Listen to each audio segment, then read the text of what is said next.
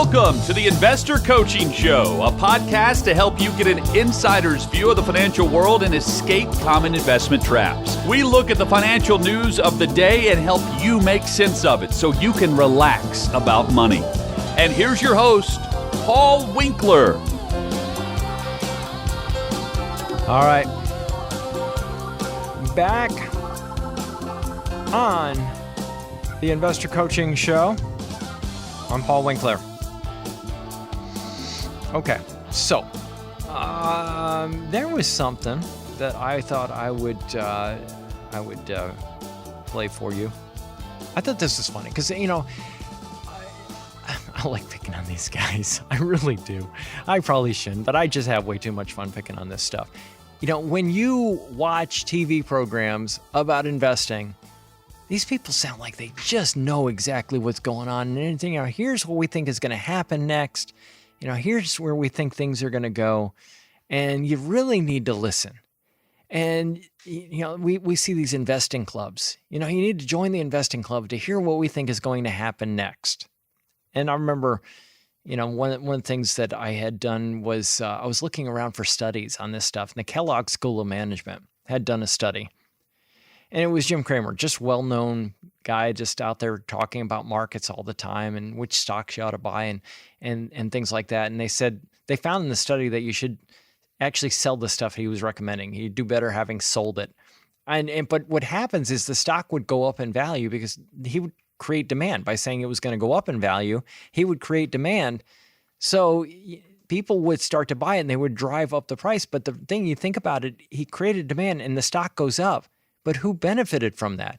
The people that owned the stock before he recommended it actually benefited from it. So it doesn't make a lot of sense. But quite often people don't look at the data behind things and the actual research, and they think, "Hey, this sounds like a great idea. This person really knows the stuff." Well, what happens quite often is you'll hear somebody say, "This is what I think is going to happen. Here's the analysis behind it." And I always love watching David Faber and Jim Cramer together because once in a while, David Faber will just throw him under the bus. Say, "Hey, you said to do this, but then the next day you said to do something different." And you go, "Which one is it?" And that happened this week. So you got to check this one out right here. Check it. Just this. Investors didn't get what they wanted to hear last night. I think that it was pretty straightforward that there were a lot of people buying stocks, betting that this was going to be the official wind down, and we understand, and not more bombing. And of course, the ratings were still bombing too. David, we understand that the Navy has been decimated. We understand that the Air Force is not a factor in Iran, but those really aren't on the table. What's been on the table in the missiles and the drones, and they don't stop. And as long as they don't stop, I think it makes it problematic that the U.S. just stops. Okay, so we're here saying that today. Obviously, yesterday we were saying something quite different. Well, I just don't know, as an investor at this point, if you care every day. If you don't, I guess look for entry points on certain things and just sort of know that this is going to end at some point. Most likely in the shorter term, we say? Yeah, but I think... Yeah, you said that yesterday. They say this today. Which line are we going to, which one are we going to have people do today? And I just, I hear that kind of stuff and I think, wow, man. People are whipsawed. If you heard the statement one day, you'd be led to invest in one thing. And then you hear the statement the next day, you'd be led to think that, that was the line of thinking. You may have missed that the previous day, the opposite was said. And that is the investment industry. It really is. And then you go read The Economist and you think the whole world is falling apart. They're talking about China being the winner from the Iran war. And I think, where on earth is this coming from? They're thinking that they're going to win this battle somehow. And I think, I remember back in, so I was an economics major in the 1980s. And one of the things that we actually studied pretty significantly were the claims about Russia. And the claims about Russia back then were that and this is back in the 1970s that they were referring to. I remember I'm studying in the 1980s. but they're referring back to the 1970s, and they're talking about countries like Russia and productivity. Now, as an investor, you would have been hearing this kind of stuff, that Russia's productivity is outstripping the United States. They're really doing well.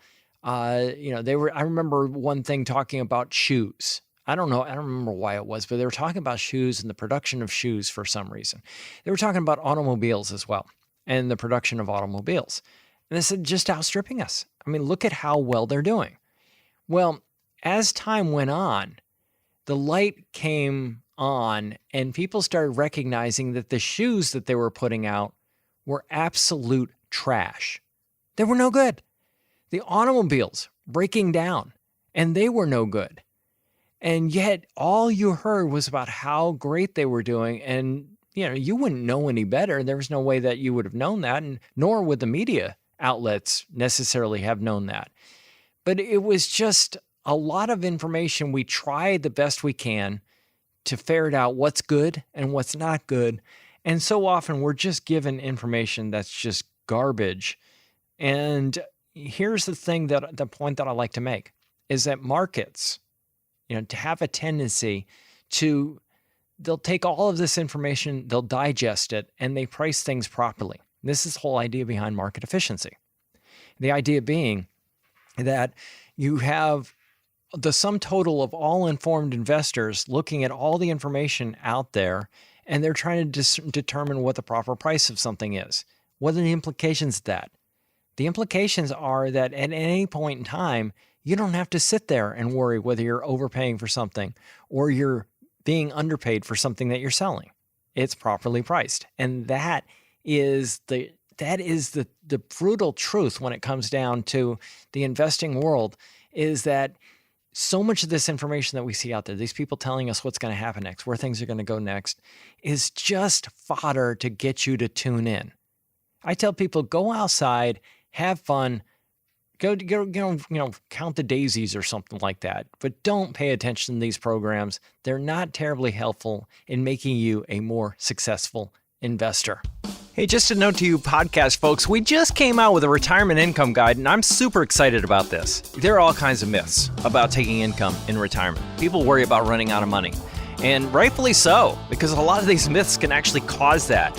Now, the myths that you typically hear about, number one, like dividends, living off dividends in retirement, real estate, life insurance as a retirement investment, and annuities, and interest-bearing accounts, and target date funds. There are all kinds of things out there.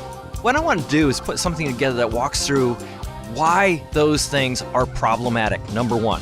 Number two, the other thing that I wanted to do is walk through the evidence-based research on taking income in retirement. And we got a ton of data going all the way back to 1900.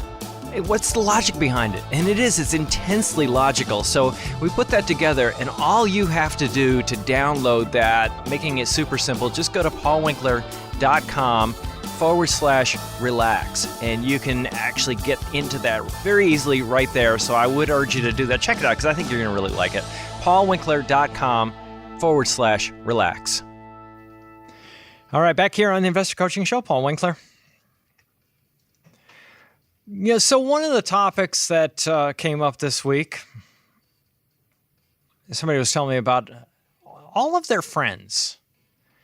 And they say, how many of their friends have been actually looking at Social Security and taking their benefits early? And he says, it's just amazing. It's like age 62. They all want to take it. They want to kind of beat the deadline for Social Security going broke. And I thought, well, yeah. And I said, what did you tell him? He says, well, I explained to you what you say. And I said, good. It's getting through. I love it. But basically, the way I put it is this. If I take my Social Security early, you have a benefit that would be at age 66 if that was your full retirement age, or 67. And you have 0.05% for every month that you take it early. That's how much your reduction in your benefit is going to be. So if I take it early, I could have a 20% decline in my benefit. You say, okay, 5 divided by 9 times, let's say, 36 months. and that comes out to 20. So I have a 20% reduction in my benefit. So if I take it, let's say my full retirement age is 67, and I take it 3 years early, and I take it at 60, I take it at 64, I have a 20% reduction in my benefit. Now, if I take it a year earlier than that, it's another 5% reduction in my benefit. And take it a year earlier than that, it's another 5. So I have a 30% reduction in my benefit between 67 and 62. Now, if I take it a little bit later, I have an 8% increase from 67. So if I take it at 68, I have my benefit as 108% of it. I'll get a higher benefit, and then another 116% if I take it 2 years later of my benefit. So I get 16% increase and a 24% increase if I take it at age 70 from my full retirement age. But you look at that and go, wow, that's a huge difference between 62 and 70. You know, a 30% reduction taking it early and a 24% increase taking it later. You know, you put that together and you go, wow, that's a pretty big difference in how much I get for life. The difference in my benefit for life is significant. And you say, well, but if I'm worried about getting it at all, I better take it at 62. And that's what people do. And I say, well, here's the thing. If the benefits are reduced, they'll probably be reduced pro rata. In other words, if everybody's going to take a 20% haircut on their benefit, it's going to be 20% if you took it early, 20% if you took it later. And you're not getting away with anything, is my point. But here's the reality of it. If you look at the political aspect of Social Security, you know, who gets Social Security? People above the age of 62. Who shows up at the voting booth? People above the age of 62. You know, people that are older are going to yell and scream, and you can imagine AARP is going to be, you know, just up in arms, and you're going to see articles everywhere saying that the Republicans or the Democrats or the whoever is going to take your benefits away from you. I mean, remember back in the 1980s, they said, hey, Social Security is in a little bit of trouble. And then this is how far back this goes. It was back in the 1980s. And what they do is they said, well, what we're going to do is we're going to institute a tax. And we're going to institute that tax on up to 50% of somebody's Social Security. Then you go to the 1990s. Social Security is still in a bit of trouble. So what they do is they actually added another tax, and that's 85%. And, you know, so in effect, you know, you end up with these taxes on Social Security, and you end up with taxes on working. And you know, if you work, you get a benefit, $1 of your benefit taken away for every $2 you go over certain thresholds. And there were all kinds of things to fix the system. Now there are other things that they can do is they increase the payroll taxes. You know, another thing that they can do is they can decrease the COLA. So there are a lot of things that you can do with Social Security. Oh, there was one thing I was going to talk about before the end of the show. And it was this couple I had a meeting with. And we were talking about Social Security, but we were also talking about real estate. And the real estate conversation is interesting because what we did with people, a lot of times they don't want to pay taxes. And they hate the idea they have to sell a property, they have to pay taxes. And we talked a little bit about the recapture of depreciation that occurs when you sell a piece of rental property. And then you can have capital gains taxes if the property went up in value. And we talked about the various issues. But what was super interesting was when we got into talking about one person wanting to sell the property and the other one. Well, one person wanted to sell the property. The other one they didn't like the idea. So I turned to the one that didn't want to sell the property. And I says, you remind me of my mother. and this is like, what? I said, her whole idea was that if you're successful, you own real estate. And I turned to the other person and I said, you remind me of my father, because his whole idea is you're crazy if you own real estate. And what we did was calculate, and this is important when you're thinking about real estate, is you calculate what your rents are. Divide it by what you might be able to sell the property for. You know, rents after all expenses. And in this case, it turned out that the rate of return on the property was like 4.5%. That was it. And so that's getting rid of the property. So recognize that real estate is a job. It's an investment, but sometimes it's not as lucrative as what people think it is. Hey, this is Paul Winkler. Hope you enjoyed today's edition of the Investor Coaching Show. If you want to learn more about what we do, go to our website, paulwinkler.com. Until next time, I'm Paul Winkler, reminding you that I believe that more educated investors are more confident investors, and confident investors are more successful investors. Have a great one.